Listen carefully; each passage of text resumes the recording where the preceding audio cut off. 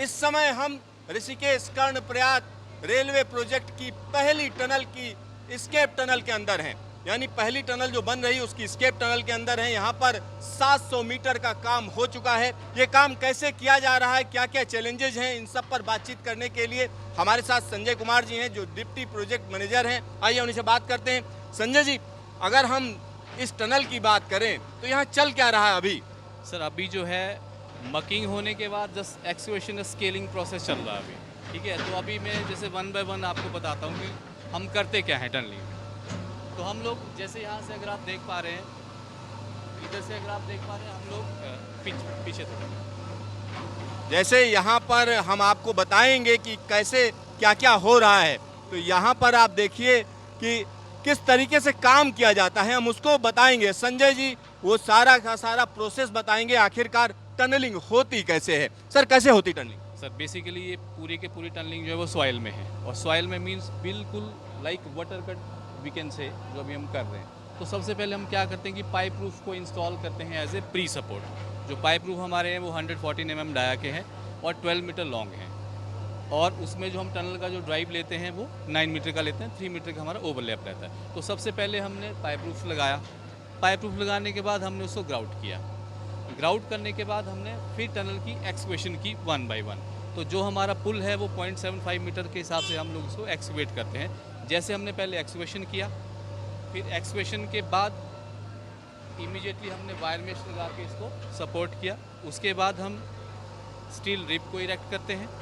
उसके बाद हम शॉर्ट किट मारते हैं और पूरे से इमीडिएटली इसको फेस को करके फिर फर्दर अगेन वही सेम जो स्टेप्स हैं वो रिपीट होते हैं। तो यहाँ पर आप समझिए, मैं आपको तरीका समझा दूँ। ये तो टेक्निकल चीज़ें बता रहे हैं, इसमें होता क्या है। क्योंकि यहाँ अगर हम बात करें तो इस टनल को आप देखिए, इसमें एक खास तरीके का मटेरियल लगाया गया है। इसको शॉर्टक्रीट बोलते हैं।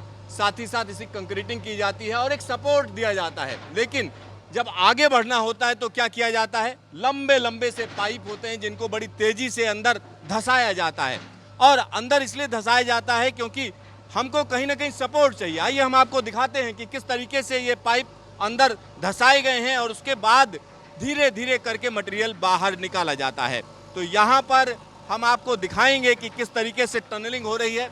यहाँ पर आप देखिए, अगर ऊपर की तरफ नज़र डालें, यहाँ पर मैं कैमरामैन से कहूँगा कि वो दिखाएं कि यहाँ पर जो पाइप दिख रहे हैं, देखिए किस तरीके से पाइप धंसे हुए दिख रहे हैं।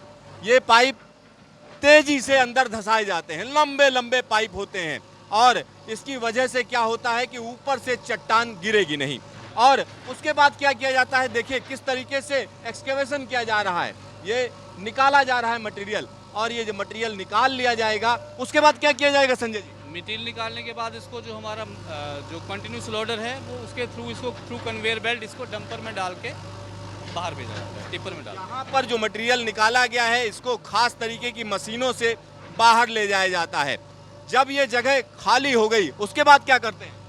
जगह खाली होने के बाद हम वायर मेश लगाने के बाद, पहले वायर मेश लगाएंगे जो ये नज़र आ रहा है आपको, उसके बाद स्टील रिप इरेक्ट करेंगे, then short kit, then go ahead. यहाँ पर एक बार मैं फिर से आपको बता दूं, जब ये मटेरियल हट गया उसके बाद क्या है, एक खास तरीके की वायर मेश जो है यहाँ लगाई जाती है। आप पीछे देख सकते हैं, जब वायर मेश लग जाती है उसके बाद एक सपोर्ट दिया जाता है। ये जो स्टील के रिप्स देख रहे हैं आप, लंबे लंबे से जो रिप्स देख रहे हैं, इनको लगाया जाता है और इसके बाद शॉर्टक्रीट किया जाता है।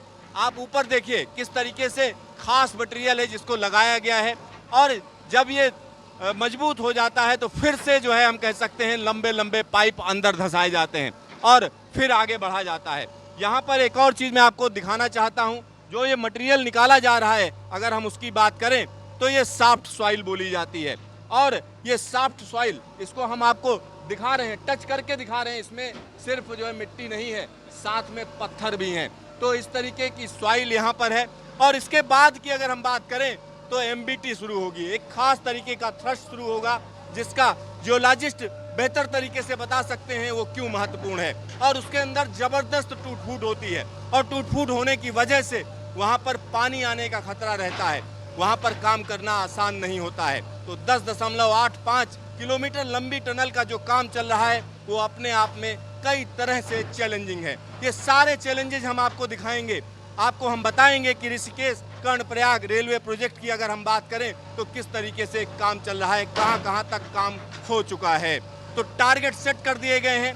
आने वाले दिनों की अगर हम बात करें तो जिस जगह पर मैं खड़ा हूं, आने वाले दिनों में 100 किलोमीटर प्रति घंटे की रफ्तार से यहां पर ट्रेनें चलेंगी। कैमरामैन हीरा मंडल के साथ सिद्धार्थ, न्यूज स्टेशन ऋषिकेश।